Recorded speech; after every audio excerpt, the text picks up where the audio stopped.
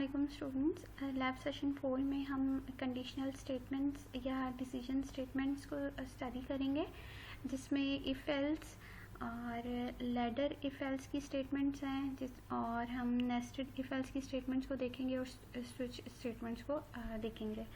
ठीक है, इस लैब पे मूव ऑन करने से पहले एक और कॉन्सेप्ट है ऑपरेटर्स का, जिसके बारे में आपको पता होना चाहिए। सो ऑपरेटर्स और ऑपरेंड्स में डिफरेंस क्या है। ठीक है, समटाइम्स आपको ये नहीं डिफरेंस पता होता कि ऑपरेटर्स क्या हैं या ऑपरेंड्स क्या हैं। सो अगर यहाँ पर इसकी एग्जांपल मैं लूँ a प्लस बी की, तो ऑपरेटर बेसिकली एक मैथमेटिकल सिंबल है जो कोई भी मैथमेटिकल या लॉजिकल ऑपरेशन परफॉर्म करता है। ठीक है, सो यहाँ पर हमारे पास प्लस माइनस डिवाइड मल्टीप्लाई के जितने भी सिंबल्स हैं, ये सब ऑपरेटर्स हैं जो एक स्पेसिफिक मैथमेटिकल ऑपरेशन परफॉर्म करते हैं। सिमिलरली ये ऑपरेटर्स जिन पर ऑपरेशन परफॉर्म करते हैं उन्हें हम ऑपरेंड्स कहते हैं। जैसे यहाँ पे a और b ऑपरेंड्स हैं और इन पर जो भी ऑपरेशन परफॉर्म हो रहा है वो ये प्लस का ऑपरेटर परफॉर्म करेगा। ठीक है, अब ऑपरेटर्स की C++ में डिफरेंट टाइप्स होती हैं। अरिथमेटिक ऑपरेटर्स हैं, रिलेशनल ऑपरेटर्स हैं, लॉजिकल ऑपरेटर्स हैं, असाइनमेंट ऑपरेटर्स हैं।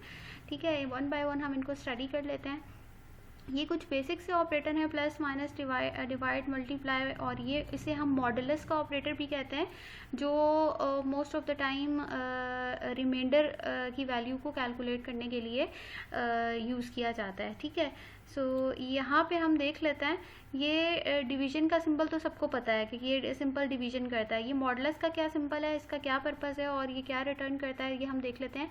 लेट्स सपोज मैंने यहाँ पे एक एग्जांपल ली है 7 डिवाइड बाय 4। अगर 7 डिवाइड बाय 4 की मैं बात कर रही हूँ तो यहाँ पर मेरे पास ये जो 1 का है ये बेसिकली क्वोशंट है, और ये जो रिमाइंडर है 3 ये मेरे पास ये इसको हम कहेंगे रिमाइंडर। ठीक है, ठीक है। और मैं अगर 7 डिवाइड बाय 4 करूँ तो मेरे पास इसकी वैल्यू आएगी क्वोशंट की, दैट इज़ 1। और अगर मैं 7% या मॉडुलस 4 करूँ तो इसका मतलब ये है कि जो भी रिमाइंडर की वैल्यू है वो यहाँ पर आएगी, तो इसका रिजल्ट 3 होगा। सो ये आपको डिफरेंस पता होना चाहिए कि जो डिवीजन का सिंबल है,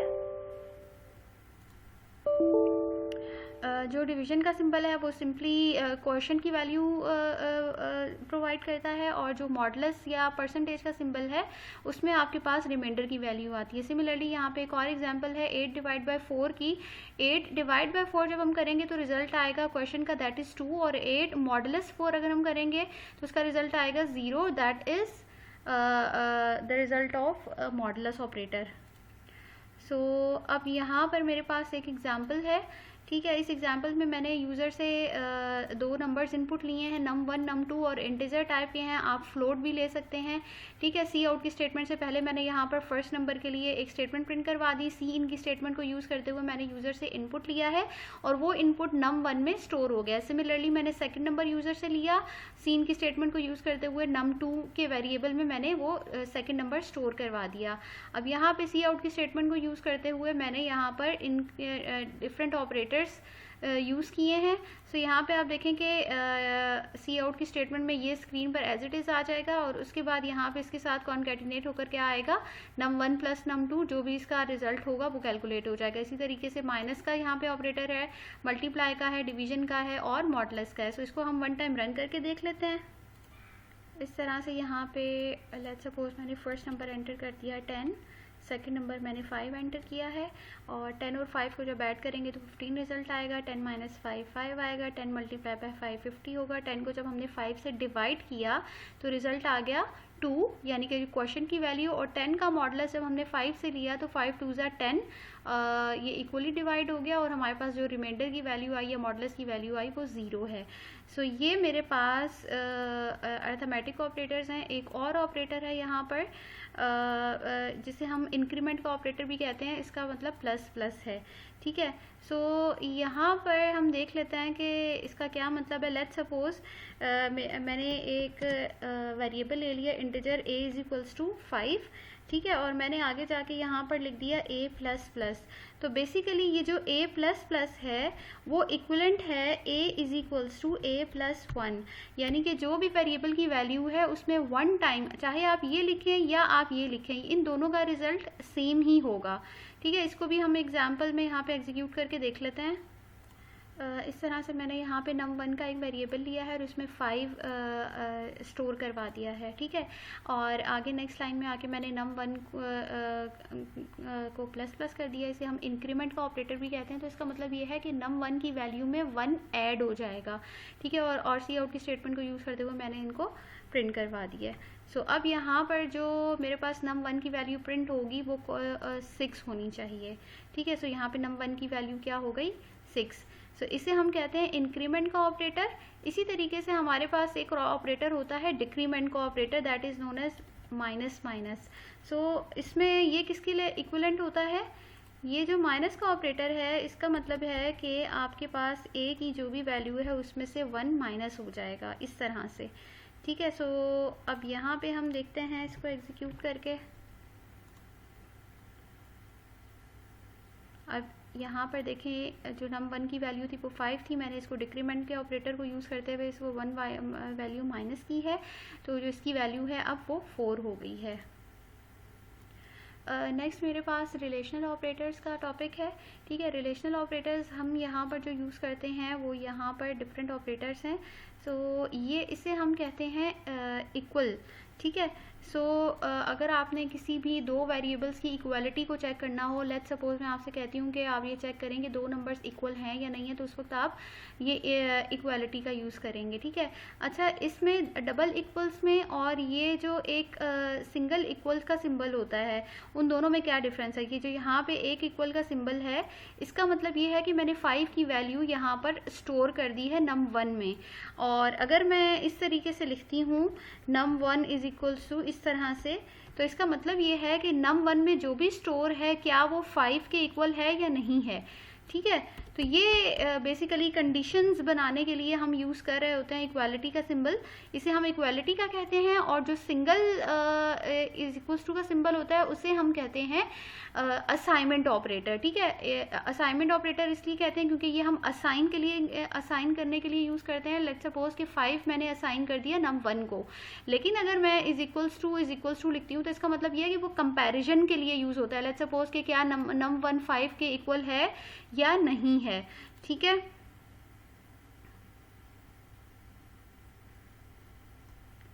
इसी तरीके से मेरे पास नॉट इज इक्वल्स टू का सिंबल है। ठीक है, कि दो नंबर्स नॉट इक्वल्स हैं या नहीं हैं। एक और मेरे पास ऑपरेटर है ग्रेटर देन का। लेट्स सपोज मैं आपसे कहूँ कि दो नंबर्स आपने यूज़र से लेने हैं और आपने चेक करना है कि उनमें से ग्रेटर नंबर कौन सा है। तो यहाँ पे लेट्स सपोज मेरे पास a और b दो नंबर्स हैं, तो इस तरीके से हमने इनके ग्रेटर देन के सिंबल्स को यूज़ करते हुए इनका कंपैरिजन करना है। सेम हमारे पास लेस देन का सिंबल है। अब मेरे पास ये दो सिंबल्स हैं जिनमें लेस देन और ग्रेटर देन का सिंबल है और उसके साथ एक इक्वल्स टू का सिंबल है। ठीक है, सो ये मेरे पास बेसिकली दो कंडीशंस को चेक करने के लिए यूज़ होता है, या इफ़ ए ग्रेटर देन और इक्वल्स टू बी, अगर यहाँ पर लिखी हुई वैल्यू या इक्वल्स है या ग्रेटर है। ठीक है, यहाँ पर और का सिंबल यूज़ किया हुआ है, अगर ग्रेटर है या इक्वल्स टू है तो ये दोनों सूरतों में ये कंडीशन क्या होगी, ट्रू हो जाएगी। ठीक है, इसी तरीके से a लेस देन और इक्वल्स टू b, हम यहाँ पे एंड नहीं और का वर्ड यूज़ करते हैं। ठीक है, सो इसका यूज़ हम आगे चल के देखेंगे। इसी तरीके से हमारे पास लॉजिकल ऑपरेटर्स होते हैं। लॉजिकल ऑपरेटर्स में हमारे पास एंड का ऑपरेटर है, डबल एंड उसके लिए हम यूज़ करते हैं। इसी तरीके से हमारे पास और का ऑपरेटर है, इसी तरीके से हमारे पास नॉट का ऑपरेटर है। ठीक है, अब हम देखते हैं कि एंड का ऑपरेटर हम कहाँ यूज़ करते हैं। एंड का ऑपरेटर हम वहाँ पर यूज़ करते हैं जहाँ पे मल्टीपल कंडीशंस का एक साथ ट्रू होना मस्ट होता है। फॉर एग्जांपल, अगर मैं ये कहती हूँ कि यूनिवर्सिटी का एक स्टूडेंट है, उसको स्कॉलरशिप उस वक्त मिलेगी जब दो कंडीशंस ट्रू होंगे। वो दो कंडीशंस ये हैं कि उस स्टूडेंट का जो रिज़ल्ट आया है उसके जो परसेंटेज है वो 90 से अबव होनी चाहिए, और उसके अलावा उसका जो ग्रेड है वो A होना चाहिए। तो इसका मतलब है कि ये दोनों कंडीशंस जब फुलफिल होंगी तो ही उस स्टूडेंट को मिलेगा स्कॉलरशिप। ठीक है, तो ये जब मल्टीपल कंडीशंस का एक साथ हम कहते हैं कि वो ट्रू होंगी तो ही वो कंडीशन ट्रू होगी, उस वक्त हम लोग यहाँ पे एंड का ऑपरेटर यूज़ करते हैं। और अगर और का ऑपरेटर का मतलब ये है कि अगर कोई भी कंडीशन ट्रू हो जाए तो वो कंडीशन ट्रू होगी मल्टीपल कंडीशंस में से। ये हम लोग मल्टीपल कंडीशंस के लिए यूजुअली यूज़ कर रहे होते हैं। ठीक है, अच्छा और का ऑपरेटर की एग्जांपल देख लेते हैं। मैं ये कहती हूँ कि एक स्टूडेंट का अगर ग्रेड ए है या, ठीक है, और का वर्ड मैंने यूज़ किया है, या उस स्टूडेंट की परसेंटेज 90 है, उन दोनों में से कोई भी एक कंडीशन ट्रू हो जाएगी तो उस स्टूडेंट को यूनिवर्सिटी में एडमिशन मिल जाएगा। लेकिन एंड के केस में मैंने कहा था कि ये दोनों कंडीशंस ट्रू होनी चाहिए। ठीक है, इसी तरीके से अगर नॉट का कहीं पे आपको कहीं पर भी सिनेरियो ऐसा जहाँ पे नॉट का ऑपरेटर यूज़ करना है तो आप उसके लिए साइन ऑफ एक्सक्लेमेशन यूज़ करेंगे। Then we have another operator known as assignment operator, simple. जैसे कि मैंने आपको बताया कि अगर आपने कहीं पे सिंपल असाइन करनी है वैल्यू तो उसके लिए आप असाइनमेंट का ऑपरेटर यूज़ करते हैं। और यहाँ पे प्लस इज इक्वल्स टू और माइनस इज इक्वल्स टू का सिंबल है। ठीक है, so plus is equals to का सिंबल का क्या मतलब है? लेट्स सपोज मैंने एक इंटीजर लिया है a और उसमें 5 स्टोर कर दिया है और मैंने यहाँ पे लिख दिया है a plus is equals to 2। So इसका मतलब बेसिकली ये होगा कि a is equals to a plus 2। ठीक है, यानी कि जो ये वैल्यू है वो आगे वाली जो भी वैल्यू है असाइनमेंट ऑपरेटर के बाद वाली उसमें ऐड हो जाएगी। ठीक है, इसी तरीके से मेरे पास एक और एग्जांपल है a माइनस। ठीक है, a minus is equals to का मतलब ये होगा कि a की वैल्यू में से वो चीज़ माइनस हो जाए। ठीक है, अच्छा अब इसको यहाँ पे हम a वन टाइम करके देख लेते हैं, a plus is equals to 2। ठीक है, सो हम सी आउट की स्टेटमेंट यूज़ कर लेते हैं। यहाँ पर इस एग्जांपल में a में मैंने स्टोर करवाया इंटीजर num1 में मैंने स्टोर करवाया है 5 और आगे आके मैंने num1 plus is equals to का मतलब ये है कि num1 की वैल्यू में 2 ऐड हो जाएगा। ठीक है, सो अब इसकी वैल्यू क्या होनी चाहिए बाय लॉजिक? 7। सो हम प्रोग्राम को रन करके देख लेते हैं कि इसकी क्या वैल्यू आ रही है आउटपुट में। इसकी वैल्यू आ रही है 7। ठीक है, सिमिलरली मैं यहाँ पर माइनस का ऑपरेटर यूज़ कर लेती हूँ। माइनस के ऑपरेटर के केस में मेरे पास क्या रिजल्ट आना चाहिए? 5 में से 2 माइनस हो जाएगा और रिजल्ट आएगा 3। इसी तरह से यहाँ पर आप यूज़ कर सकते हैं multiply is equals to, divide is equals to, modulus is equals to. Based on the scenario हम ये वाले ऑपरेटर्स यूज़ करते हैं। ठीक है, सो यहाँ पे मैं रिपीट कर देती हूँ कि अरिथमेटिक ऑपरेटर्स हैं हमारे पास। ठीक है, जो सिंपल मैथमेटिकल ऑपरेशंस परफॉर्म करने के लिए यूज़ होते हैं। Then we have relational operators जो यूजुअली हम कंडीशंस बनाने के लिए यूज़ करते हैं। जब मैंने इस वीडियो का पार्ट 1 अपलोड किया था तो मैंने उस वीडियो में विजुअलाइज़र के थ्रू या ग्राफिकली एक्सप्लेन करने की कोशिश की है कि एक कंडीशन क्या है बेसिकली, या इफ़ एल्स की स्टेटमेंट्स क्या होती हैं। ठीक है, और उसके बाद हमारे पास हैं logical operators. Similarly multiple conditions को एक साथ चेक करने के लिए हम ये लॉजिकल ऑपरेटर्स यूज़ करते हैं।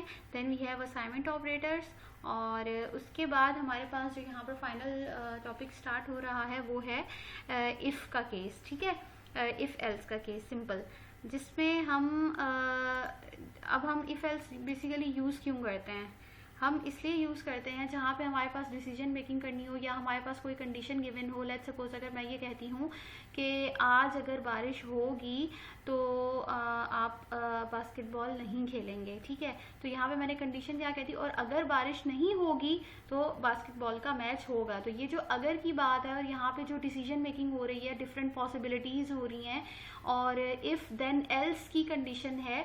एक कंडीशन दे दी मैंने यहाँ पे, रेन की कंडीशन दे दी कि इफ़ इट विल रेन। ठीक है, तो यहाँ पर जहाँ कहीं पे भी कंडीशनल स्टेटमेंट्स होती हैं वहाँ पर हम इफ़ एल्स का स्टेटमेंट को यूज़ करते हैं, और इफ़ के केस में यहाँ पर हम कंडीशन प्रोवाइड करते हैं। अगर ये कंडीशन ट्रू हो जाती है तो इस कर्ली ब्रैकेट में जो भी स्टेटमेंट्स हैं वो एग्जीक्यूट होती हैं और एल्स का पार्ट एग्जीक्यूट नहीं होता। लेट्स सपोज ये कंडीशन फॉल्स हो जाती है तो यहाँ पर ये वाला कोड एग्जीक्यूट नहीं होगा और एल्स का कोड एग्जीक्यूट होगा। यानी कि इफ़ एल्स के केस में एट अ टाइम सिर्फ एक कंडीशन ही ट्रू हो सकती है। और दूसरी बात जो आपको याद रखनी है वो ये है कि एल्स के केस के साथ हम यहाँ पर कंडीशन कभी भी नहीं लिखेंगे, ठीक है।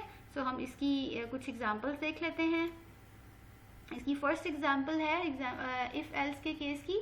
आपने एक प्रोग्राम बनाना है जिसमें आपने ये चेक करना है कि अगर किसी भी पर्सन की एज ग्रेटर देन और इक्वल्स टू 17 है तो ही वो पर्सन ड्राइव कर सकता है, ठीक है। सो आपने पहले यूजर से उसकी एज इनपुट लेनी है, फिर उसके बाद आपने इफ देन एल्स के चेक से चेक करना है कि उसकी एज अगर ग्रेटर देन और इक्वल्स टू है। ग्रेटर देन और इक्वल्स टू है तो इसका मतलब है इस केस में आप कौन सा ऑपरेटर यूज करेंगे, ग्रेटर देन और इक्वल्स टू, ये ऑपरेटर आप यूज करेंगे। सो इसका एक हम प्रोग्राम बना लेते हैं।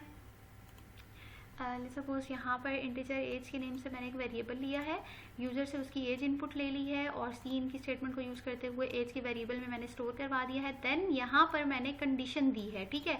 इफ एज यानी कि यूजर ने जो भी एज एंटर की है अगर वो ग्रेटर देन और इक्वल्स टू, यानी कि ये इन दोनों में से कोई भी कंडीशन, अगर वो ग्रेटर देन 17 है या इज इक्वल्स टू 17 है, अगर वो इसकी एज 17 है या 17 से अबव है तो दोनों सूरतों में ये कंडीशन ट्रू होगी और ये स्टेटमेंट एग्जीक्यूट हो जाएगी। अगर उसकी एज इस स्टेटमेंट, अगर ये स्टेटमेंट फॉल्स हो जाती है तो यहाँ पर ये वाली स्टेटमेंट एग्जीक्यूट होगी, ठीक है। सो इसको हम रन कर लेते हैं प्रोग्राम को। यहाँ पर मैं एज दे देती हूँ 14। तो यहाँ पे क्या मैसेज आ रहा है, यू कैन नॉट ड्राइव, क्योंकि 14 is not greater than equals to 17, condition false हो गई है। अब मैं वन टाइम मोर इसको एग्जीक्यूट करती हूँ तो मैंने यहाँ पे लिख दिया 17, ठीक है। तो यू कैन ड्राइव, यहाँ पर इसका ये रिजल्ट आ रहा है हाई। अब यहाँ पे मेरे पास एक और एग्जांपल है, check if two numbers are equal और नॉट, ठीक है। इसका एक प्रोग्राम हम यहाँ पर बना लेते हैं। सो इस एग्जांपल में मैंने दो वेरिएबल्स ले लिए हैं। सबसे पहले num1 num2, और num1 में मैंने फर्स्ट नंबर जो यूज़र ने एंटर किया वो स्टोर करवा दिया, num2 में मैंने जो यूज़र ने सेकंड नंबर एंटर किया वो मैंने स्टोर करवा दिया। अब इफ़ के चेक में हमें ये चेक करना है कि नंबर इक्वल हैं या नहीं हैं, ठीक है। इक्वलिटी को चेक करने के लिए जो ऑपरेटर मैंने आपको बताया है वो कौन सा ऑपरेटर है, वो है डबल इज इक्वल्स टू का ऑपरेटर, ठीक है, ये, ठीक है। अगर ये इसमें मुझे चेक करना है बेसिकली कि दो वेरिएबल्स या में जो भी वैल्यूज स्टोर हुई हैं वो इक्वल हैं या नहीं हैं। So if num1 is equals to num2, अगर फर्स्ट नंबर सेकंड नंबर के इक्वल है तो इसका क्या मतलब है कि वो दोनों नंबर्स इक्वल हैं, ठीक है। तो हम यहाँ पर स्टेटमेंट प्रिंट करवा देते हैं, बोथ नंबर्स आर इक्वल।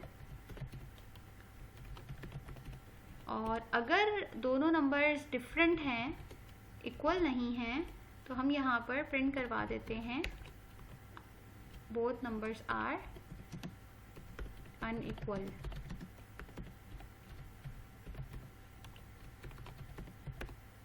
ठीक है। और यहाँ पर हम स्क्रीन को स्टे करने के लिए सिस्टम पॉज का फंक्शन यूज़ कर लेते हैं। सेव किया, कंट्रोल F5 प्रेस किया, 5 एंड 9 मैंने एंटर किया तो बोथ नंबर्स आर अनइक्वल।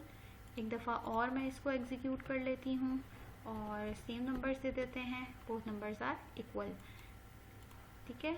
अब नेक्स्ट मेरे पास एग्जांपल है, check if user entered a positive number और अ नेगेटिव नंबर। यूज़र ने पॉजिटिव नंबर एंटर किया या नेगेटिव नंबर एंटर किया है। अगर बाय लॉजिक आप देखें और आपसे ये क्वेश्चन किया जाए तो आप यही कहेंगे कि कोई भी नंबर जो 0 से लेस होता है वो नेगेटिव होता है और 0 से ग्रेटर जितने भी नंबर्स हैं वो पॉजिटिव नंबर्स हैं, ठीक है। सो यहाँ पर इस प्रोग्राम की जो लॉजिक बनेगी वो विद रिस्पेक्ट टू 0 बनेगी। तो हम यहाँ पर क्या करेंगे, इफ़ अब इसमें मुझे सिंपल एक नंबर यूज़र से लेना है, इसमें मैं सिंपल, ठीक है, एक नंबर यूज़र से इनपुट लेना है। तो मैं यहाँ को प्रोग्राम को थोड़ा सा मॉडिफाई कर रही हूँ। मैंने यहाँ पर इसको हटा दिया और सिंपल मैंने एक नंबर यूज़र से इनपुट ले लिया। यहाँ पे सेकंड वेरिएबल भी यहाँ से मैंने हटा दिया। If num1 is greater than 0, अगर कोई भी नंबर जो यूज़र ने एंटर किया है वो 0 से ग्रेटर है तो इसका मतलब क्या है कि वो क्या है, पॉजिटिव नंबर। एल्स इसका मतलब ये है कि नंबर क्या है, नेगेटिव है, नेगेटिव नंबर हमने प्रिंट करवा दिया। ठीक है, सो ये इसकी बेसिक लॉजिक जो है वो ये है। कंट्रोल F5 किया, प्रोग्राम को रन किया, मैंने यहाँ पर 6 एंटर किया तो 6 इज़ अ पॉजिटिव नंबर। और अगेन जब मैं इसको रन करूँगी तो मैं एक नेगेटिव नंबर से इसको चेक करूँगी, तो यहाँ पे क्या आ रहा है, नेगेटिव नंबर, राइट। मेरे पास जो नेक्स्ट एग्जांपल है वो ये है कि किसी भी जो स्क्वायर है उसका सर्कल, यहाँ पर है ये सर्कल, ठीक है, सर्कल का हमें एरिया कैलकुलेट करना है।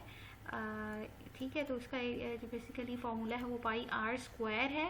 स्क्वायर के लिए हमने क्या किया, रेडियस को रेडियस से मल्टीप्लाई कर दिया। ठीक है, उसके बाद यहाँ पर हमें प्रॉम्प्ट करना है, अगर यूज़र ने कोई भी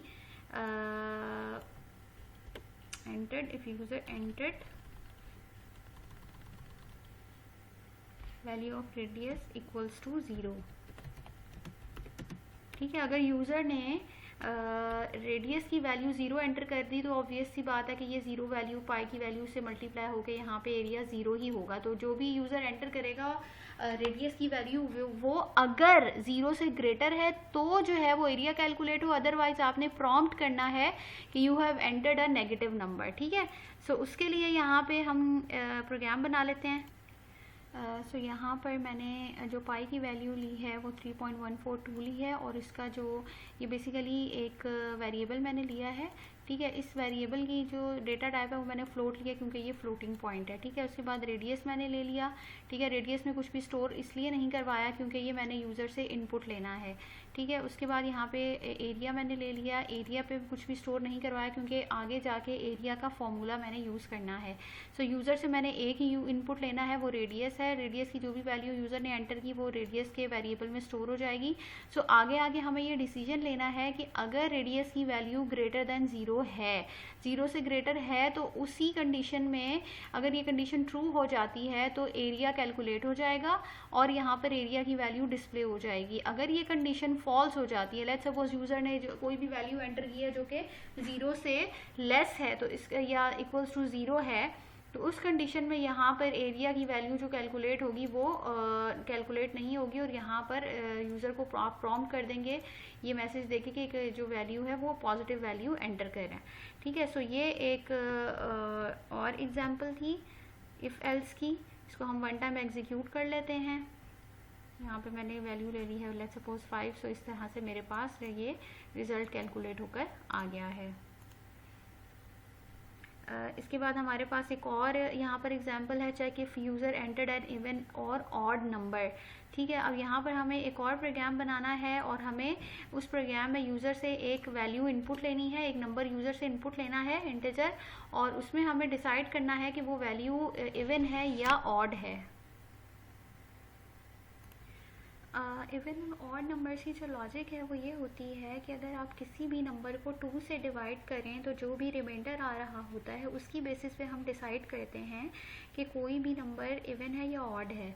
मैं रिपीट कर देती हूँ कि हम किसी भी नंबर को अगर 2 से उसका रिमाइंडर चेक करें, उसको रिमाइंडर उसका चेक करें, और अगर उसका रिमाइंडर 0 आ रहा है तो इसका मतलब ये है कि आप ये देखें कि यहाँ पे मैंने 8 लिया है, 8 को 2 से इसका चेक किया है इसका रिमाइंडर। रिमाइंडर के लिए हम कौन सा ऑपरेटर यूज़ कर रहे होते हैं, मॉडुलस का या इसका परसेंटेज का। ठीक है, हर जगह हम यहाँ पर रिमाइंडर चेक करने के लिए मॉडुलस का ऑपरेटर यूज़ करेंगे। यहाँ पर मैंने 8 लिया है, 8 एक इवन नंबर है, सो इसको मैंने रिमाइंडर चेक किया तो इसका रिमाइंडर आ रहा है 2 से 0।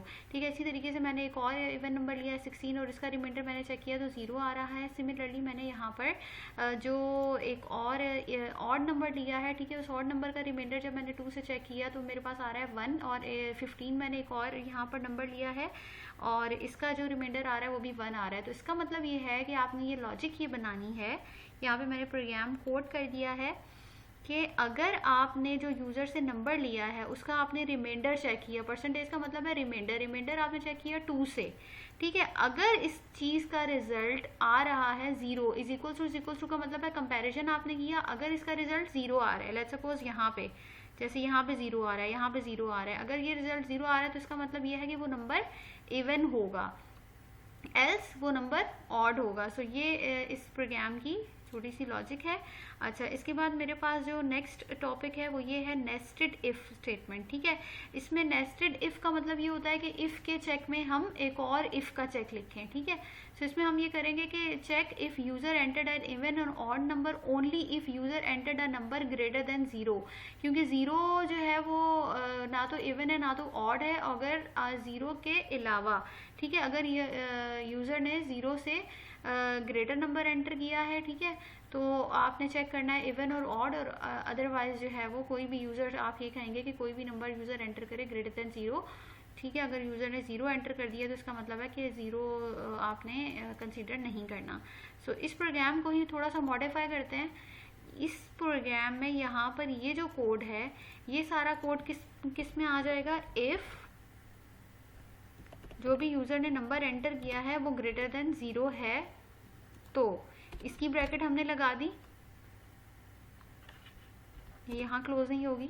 इसी इफ के चेक में, ये जो यहाँ पे मैंने लिखा है, इसी इफ के चेक में जहाँ पे ये स्टार्ट हो रहा है, हमने चेक कर लिया अगर जो नंबर यूजर ने एंटर किया वो ग्रेटर देन 0 है, तो आप चेक करेंगे फर्दर कि वो इवन है या ऑड है। यहाँ पे आके इफ के चेक को क्लोज कर दिया, यहाँ पे इस वाले चेक को। ठीक है, अगर ये ग्रेटर देन 0 है तो आपने ये फाइंड आउट करना है, अगर ये ग्रेटर देन 0 नहीं है तो आपने यहाँ पर जो स्टेटमेंट प्रिंट करवानी है वो एल्स के स्टेटमेंट को यूज करते हुए प्रिंट करवानी है, सी आउट की enter a number greater then other या अदर देन 0 आप लिख लेंगे, अदर देन 0।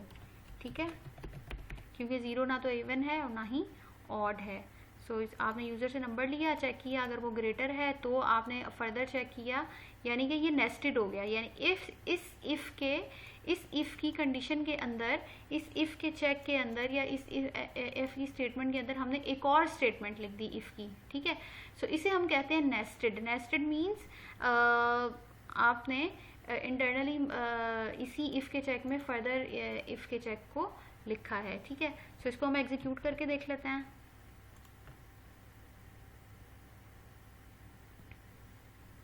मैंने यहाँ पे लेट्स सपोज 0 लिख दिया, enter a number other than 0।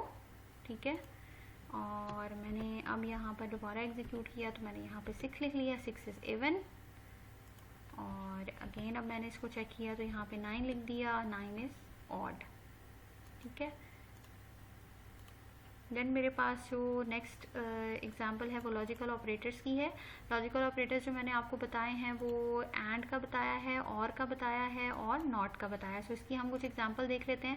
Example 1 है, सबसे पहले आपने चेक करना है कि कोई भी कैरेक्टर वॉवल है या कॉन्सोनेंट है, और का वर्ड आ रहा है। और के वर्ड के लिए मैंने कहा था आप कौन सा लॉजिकल ऑपरेटर यूज़ करते हैं, इसके लिए हम यूज़ करते हैं और का, और उसके लिए हम ये पाइप्स यूज़ करते हैं।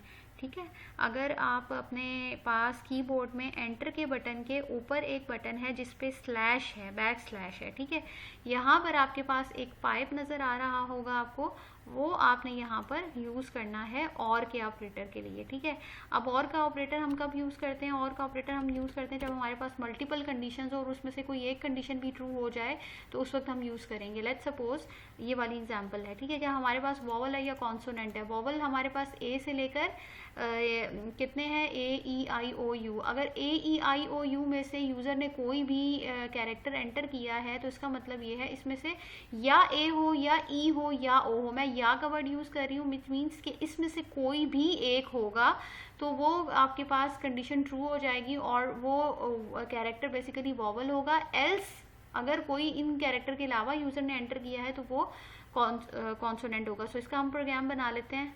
तो ये एक एग्जांपल है। ठीक है, अल्फ़ाबेट सिंगल, एक अल्फ़ाबेट जो होता है वो एक सिंगल कैरेक्टर होता है, इसलिए मैंने यहाँ पे अल्फ़ाबेट के नेम से एक जो वेरिएबल लिया है उसकी डेटा टाइप ली है 4, क्योंकि 4 हम सिंगल कैरेक्टर के लिए यूज़ करते हैं।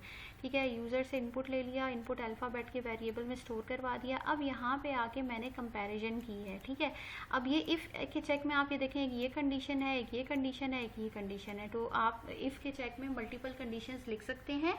और ये जो पाइप्स मैंने यूज़ किए हैं वो बेसिकली और का लॉजिकल ऑपरेटर है। और का मतलब ये है कि इनमें से कोई भी ए या ओ, ई या आई या ओ या यू में से कोई भी कैरेक्टर यूज़र ने एंटर किया, इनमें से कोई भी एक भी कंडीशन ट्रू हो गई तो आपके पास ये कंडीशन ट्रू हो जाएगी और इसमें लिखा हुआ जो भी स्टेटमेंट है वो एग्जीक्यूट हो जाएगी।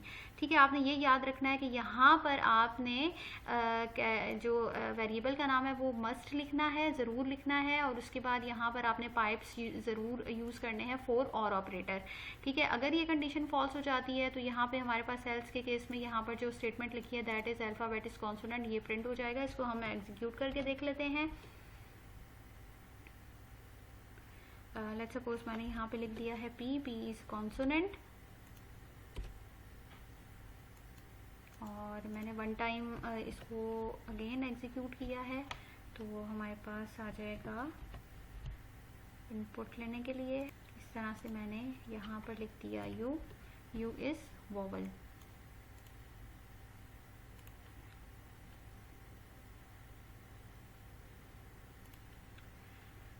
अब हमारे पास एक और एग्जांपल है, ये है इफ़ एल्स लैडर की, यानी कि इफ़ एल्स इफ़ का चेक हम यहाँ पर यूज़ करते हैं।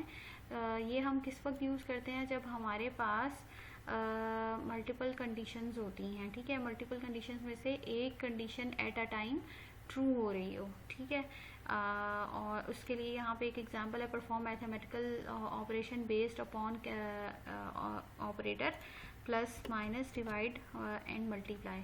ठीक है, अगर इसमें से यूज़र ने कोई भी ऑपरेटर एंटर किया है, अगर यूज़र ने प्लस एंटर किया है तो प्लस का ऑपरेशन हो जाए, माइनस एंटर किया है तो माइनस हो जाए, या अगर डिवाइड किया है तो डिवाइड हो जाए, और मल्टीप्लाई किया है तो मल्टीप्लाई का ऑपरेशन परफॉर्म हो जाए। तो यहाँ पे आप देखेंगे प्लस माइनस डिवाइड मल्टीप्लाई की मेरे पास डिफरेंट कंडीशंस हैं, उन कंडीशंस की बेसिस पर वो पर्टिकुलर मैथमेटिकल ऑपरेशन परफॉर्म होगा।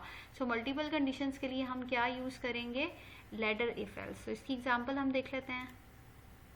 सो यहाँ पे मैंने मल्टीपल कंडीशंस थी, तो यहाँ पर कोड लिखा है, इसमें मैंने 2 वेरिएबल्स लिए हैं, ए में 3 स्टोर करवा दिया है, बी में 6 स्टोर करवा दिया। मैंने यूज़र से नहीं लिया। अगर आप प्रैक्टिस करना चाहते हैं तो आप यूज़र से 2 इनपुट ले लें और फिर आगे जाके ये वाला कोड कंटिन्यू करें। ठीक है, और यूज़र से वो सिंबल ले लिया है। यहाँ पर मैं हिंट भी दे देती हूँ, प्लस माइनस डिवाइड और मल्टीप्लाई का यहाँ पर मैंने एग्जांपल नहीं ली, परसेंटेज की ली है। सो ठीक है, इनमें से यूज़र ने जो भी कैरेक्टर, अच्छा यहाँ पर जो मैंने सिंबल लिया है वो सिंबल की डेटा टाइप 4 लिया है, क्योंकि प्लस माइनस डिवाइड मल्टीप्लाई ये बेसिकली कैरेक्टर्स हैं। ठीक है, सो इनमें से यूज़र जो भी सिंबल एंटर करेगा उनकी बेसिस पर वो पर्टिकुलर ऑपरेशन परफॉर्म होगा।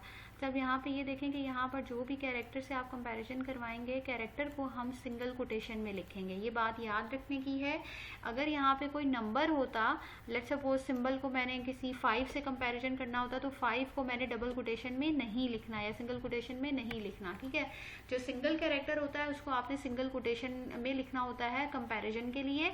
अगर यूज़र ने प्लस का ऑपरेटर प्रेस किया तो यहाँ पर क्या हो जाएगा, एडिशन का रिजल्ट आ जाएगा, अगर ये कंडीशन ट्रू हुई। अगर यूज़र ने प्लस नहीं प्रेस किया, अगर माइनस प्रेस किया है तो ये कंडीशन ट्रू हो जाएगी और ये इसमें जो भी स्टेटमेंट्स हैं वो एग्जीक्यूट हो जाएंगी। अगर ये भी फॉल्स हो जाती है तो ये कंडीशन चेक होगी, अगर ये भी फॉल्स हो जाती है तो लास्ट कंडीशन चेक होगी। ठीक है, अच्छा यहाँ पर एल्स का केस क्या बनेगा, अगर यूज़र ने इसके अलावा ये जो ऑपरेटर्स मैंने दिए हैं, इन ऑपरेटर्स के अलावा कोई भी लेट्स सपोज एंड का ऑपरेटर यूज़ कर लिया, या अंडरस्कोर का ऑपरेटर यूज़ कर लिया, या माइनस का ऑपरेटर यूज़ कर लिया, या हैश का ऑपरेटर यूज़ कर लिया, तो इन ऑपरेटर के अलावा यूज़र ने अगर कोई ऑपरेटर एंटर किया तो फिर आखिर में आके ये एल्स का कोड एग्जीक्यूट होगा और उसमें आप लिखेंगे प्लीज़, कोई भी मैसेज यूज़र को दे सकते हैं, please enter a valid symbol. ठीक है, ये इस तरीके से स्टेटमेंट यूज़र को प्रिंट हो जाएगी अगर उसने अदर देन इन ऑपरेटर्स के अलावा कोई भी ऑपरेटर एंटर किया। ठीक है, सो यहाँ पर यूज़र से पहले मैंने इनपुट ले लिया। इनपुट लेने के बाद जो भी सिंबल था उसकी बेसिस पे कंपैरिजन करवा दी। ये कैरेक्टर था इसलिए इसको सिंगल कोटेशन में लिख किया और इसमें से एट अ टाइम, इन सब कंडीशंस में से एट अ टाइम एक कंडीशन ट्रू होगी। अगर ये भी फॉल्स हो गई, ये भी फॉल्स हो गई, ये भी फॉल्स हो गई, ये भी फॉल्स हो गई, लेट्स सपोज यूज़र ने @ का सिंबल प्रेस किया है तो ये कंडीशन, सारी कंडीशन फॉल्स हो जाएंगी और एल्स का केस जो है वो एग्जीक्यूट होगा और उसमें से यूज़र को ये मैसेज मिल जाएगा। सो इसको हम एग्जीक्यूट करके देख लेते हैं। लेट्स सपोज मैंने यहाँ पर प्लस का सिंबल प्रेस किया तो मेरे पास एडिशन हो गई है 9। ठीक है, इसी तरीके से अगर मैंने कोई भी और सिंबल इसके अलावा प्रेस किया, लेट्स सपोज @ का, तो यहाँ पे क्या आ रहा है, please enter a valid symbol. ठीक है, तो इसे हम कहते हैं लैडर एल्स इफ स्टेटमेंट, क्योंकि यहाँ पे एल्स इफ आ रहा है, एल्स इफ आ रहा है, ये एक लैडर है। इसे हम नेस्टेड नहीं कहेंगे। अगर हम इसी इफ के अंदर यहाँ पे करली ब्रैकेट्स में अगेन इफ लिखेंगे तो उसे हम कहते हैं नेस्टेड। और अगर हम इस तरीके से मल्टीपल कंडीशन को else if else if else if करके लिखें तो उसे हम कहते हैं लैडर एल्स इफ।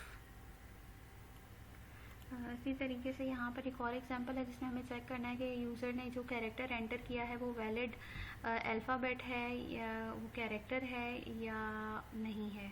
ठीक है, सो इसकी एग्जांपल का जो कोड है वो इस तरीके से मैंने लिखा है। यूज़र से एक कैरेक्टर ले लिया है और उसको मैंने CH में स्टोर करवा दिया है। CH मैंने एक वेरिएबल लिया। आप यहाँ पे कैरेक्टर के नेम से, अल्फ़ाबेट के नेम से, किसी भी नेम से यहाँ पे वेरिएबल ले सकते हैं। ठीक है, सो यहाँ पर जब यूज़र से इनपुट लेंगे वो CH में स्टोर हो जाएगा। देन अब यहाँ पर इफ़ के चेक में हमें चेक करना है, कैरेक्टर के लिए चेक करना है तो हमें A से लेकर Z तक चेक करना होगा। और अगर हमें ये चीज़ चेक करनी है कि बेसिकली नंबर एक वैलिड, जो भी यूज़र ने कैरेक्टर दिया है वो वैलिड अल्फ़ाबेट है या नहीं है। तो वैलिड अल्फ़ाबेट कोई भी कैरेक्टर उस वक्त होगा जब वो A से लेकर Z तक की रेंज में एग्जिस्ट करता होगा। ठीक है, सो स्मॉल के लिए अगर आपने करना है तो स्मॉल के लिए आपने करना है यहाँ पे। और अगर आपने कैपिटल A के लिए करना है या अपर केस के लिए करना है तो उसके लिए भी यहाँ पे कंडीशन है। तो यहाँ पर अब आप देखें कंडीशंस के अंदर फर्दर कंडीशंस है। सबसे पहले तो यह है कि अगर जो भी कैरेक्टर है वो greater than equals to A है, ग्रेटर देन और इक्वल्स टू, ग्रेटर देन का मतलब यह है कि A B C D, ठीक है, ये एक रेंज डिफाइन की है। ठीक है, इस रेंज को हम क्या कहते हैं, जो भी कैरेक्टर है वो ग्रेटर देन और इक्वल्स टू A है। एंड का ऑपरेटर यहाँ पर यूज़ किया। एंड का ऑपरेटर ये है कि यानी कि A से लेकर Z तक होना चाहिए, ये कंडीशन फुलफिल होनी मस्ट है। ठीक है, तो इसके लिए जब यानी कि दोनों कंडीशंस फुलफिल होनी चाहिए तो उसके लिए हम लोग एंड का कैरेक्टर यहाँ पे एंड का ऑपरेटर यूज़ करते हैं। या ठीक है, स्मॉल A से लेकर Z तक हो या कैपिटल A से लेकर Z तक हो, इन दोनों में से ये कंडीशन या ये कंडीशन ट्रू हो जाए, इन दोनों में से कोई भी कंडीशन ट्रू हो जाए तो ये इफ़ का चेक जो है वो इसकी इफ़ में लिखी हुई कंडीशन ट्रू होगी और इसमें जो भी स्टेटमेंट्स है वो एग्जीक्यूट हो जाएंगी। एल्स में ये आपके पास एग्जीक्यूट होगा। ठीक है, सो यहाँ पर दो कंडीशंस है, दो लॉजिकल ऑपरेटर्स एक साथ यूज हुए हैं, एंड का और का। इन दोनों में से कोई भी एक कंडीशन ट्रू हो जाए, लेकिन इस कंडीशन में इस रेंज को फॉलो करना ज़रूरी है, यानी कि किसी भी अल्फ़ाबेट का A से लेकर Z तक एग्जिस्ट करना ज़रूरी है अगर वो एक वैलिड अल्फ़ाबेट है। ठीक है, सो ये इसका कोड है। नेक्स्ट हमारे पास जो एग्जांपल है उसमें हमें ये देखना है कि write a program that takes the user's body mass index and categorizes it as under weight, normal weight और obese based on the table from the United States. यहाँ पर जो भी वैल्यूज़ गिवन है उनकी बेसिस पर आपने ये स्टेटमेंट प्रिंट करवानी है। अगर आपने यूज़र से BMI लेना है, अगर वो BMI 18 से लेस है तो इट मीन्स ये अंडर वेट है, 18.5 से लेकर 24.9 तक है तो it means the person is normal. इस केस के लिए भी आपने जो लॉजिक यूज़ करनी है वो कौन सी यूज़ करनी है, लैडर इफ़ एल्स की। ठीक है, क्योंकि हम इफ़ की कंडीशन यूज़ करेंगे, else if else if else if, तो इसके लिए हम लोग लैडर एल्स इफ़ की जो बेसिकली लॉजिक है वो यूज़ करेंगे। ये इसका कोड है। सो इसमें हमने सबसे पहले एक वेरिएबल ले लिया BMI के नेम से, और वो BMI की वैल्यू कोई फ्लोट भी हो सकती है, लाइक फ्लोटिंग पॉइंट में भी हो सकती है। सो इसलिए मैंने इसको एज अ फ्लोट डिक्लेयर किया है। उसके बाद मैंने यूज़र से BMI की वैल्यू इनपुट ले ली जो कि BMI के वेरिएबल में स्टोर हो गई है। अब इस वैल्यू की बेसिस पे हम यहाँ पर कंपैरिजन करेंगे इफ़ एल्स इफ़ की स्टेटमेंट्स को यूज़ करते हुए। अगर इसकी वैल्यू 18.5 से लेस है तो इट मीन्स के यहाँ पर जो स्टेटमेंट प्रिंट होगी वो ये स्टेटमेंट प्रिंट होगी। आप यहाँ पर ये स्टेटमेंट भी प्रिंट करवा सकते हैं, लाइक यू आर अंडरवेट या you are normal, you are overweight, you are obese. So यहाँ पर अगर मेरे पास एल्स इफ में अगर BMI ग्रेटर दैन 25 होगा तो इट मीन्स ओवरवेट प्रिंट हो जाएगा। और अगर ये रेंज होगी, जब हम रेंज की बात करते हैं तो वहाँ पे रेंज में हम यहाँ पे एंड का ऑपरेटर यूज़ करते हैं, लाइक 18.5 से 25 तक। तो इसका मतलब ये है कि 18.5 से ग्रेटर हो या 18.5 के इक्वल हो, ये दोनों कंडीशंस इस केस में ट्रू हैं। और BMI की वैल्यू 18.5 से लेकर 25 तक होनी मस्ट है, इसलिए यहाँ पे एंड का ऑपरेटर यूज़ किया है। और BMI की वैल्यू 25 तक होनी चाहिए, तो इसलिए less than is equals to 25 लिखा है।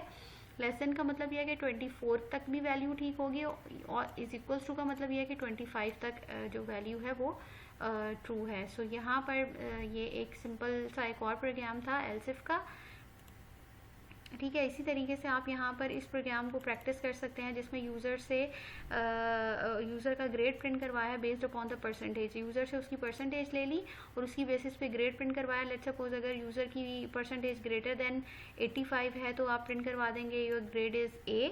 अगर लेस देन 85 है एंड परसेंटेज लाइक 85 से लेस से लेकर ग्रेटर देन और इक्वल्स टू 75 है, अगर ये रेंज है तो इसका मतलब है B ग्रेड है, C और D इसी तरीके से यहाँ पे रेंज गिवन है।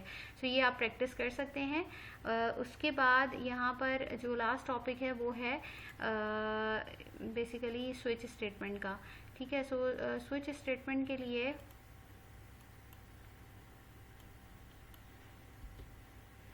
स्विच स्टेटमेंट भी हम सेम उसी लिए यूज़ करते हैं जब हमारे पास मल्टीपल कंडीशंस होती हैं।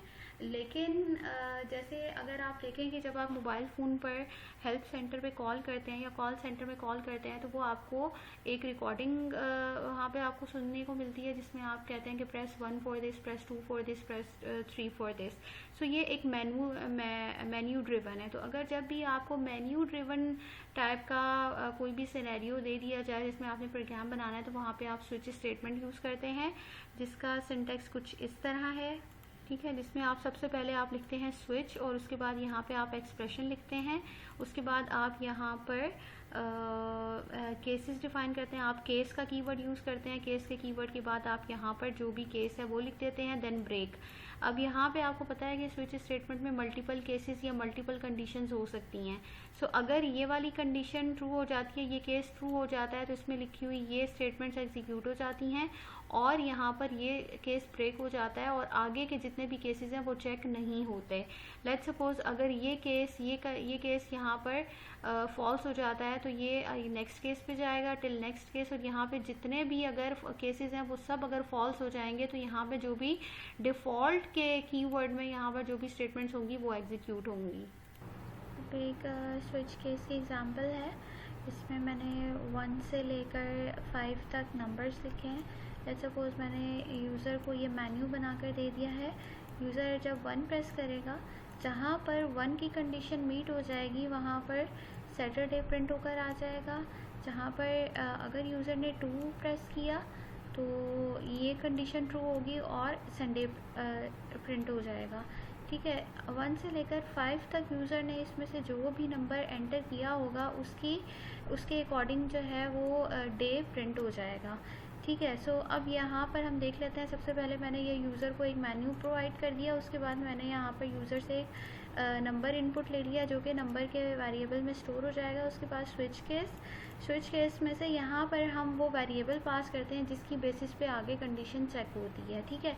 अब यहाँ पर हमने जितना भी कोड लिखना है वो कर्ली ब्रैकेट में लिखना है, ठीक है। इस कर्ली ब्रैकेट के बीच में हमने लिखना है, फिर उसके बाद हम केस का कीवर्ड यूज़ करेंगे और उसके बाद यहाँ पे अब यहाँ पे ये जो नंबर की डेटा टाइप थी वो इंटीजर थी, ठीक है। इसका मतलब है 1 से लेकर 5 तक मेरे पास जो है वो नंबर्स गिवन है।